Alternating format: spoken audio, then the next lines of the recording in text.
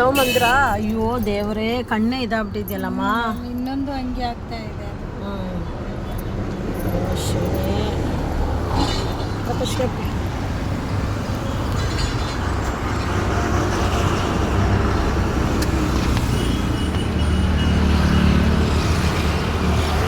ನೋಡಿ ಒಬ್ರು ಸಿಡ್ಸು ಇದೆ, ಕಣ್ಣೋಗಿದೆ ಅಂತ ಹೇಳಿದ್ರು. ಸರಿ ತರಿಸ್ಕೊಂಡೆ ನೋಡಿ, ಕಣ್ಣೆಲ್ಲ ಟೋಟಲ್ ಸುಲ್ಟ್ಕೊಂಡ್ಬಂದ್ಬಿಟ್ಟಿದೆ.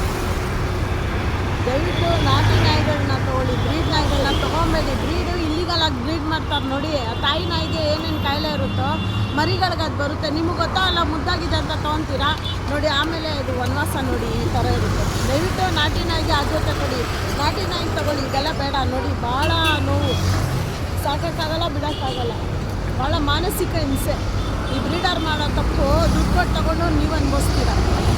ನಾಟಿ ನಾಯಿ ಆದ್ಯತೆ ಕೊಡಿ. ನಾಟಿ ನಾಯಿ, ನಮ್ಮ ಬೀದಿ ನಾಯಿಗಳು ಎಷ್ಟೊಂದು ಇದ್ದಾವೆ ಪಾಪ, ನಮ್ಮ ದೇಸಿ ನಾಯಿಗಳು, ಅವುಗಳನ್ನ ತೊಗೊಳ್ಳಿ ನೋಡಿ. ಕಣ್ಣು ಹೊಟ್ಟೋಗಿದೆ, 2 ಕಣ್ಣು ಹೊಟ್ಟೋಗಿದೆ. ಬೇಜಾರಾಗುತ್ತೆ, ನಿಜವಾಗ ಬೇಜಾರಾಗುತ್ತೆ.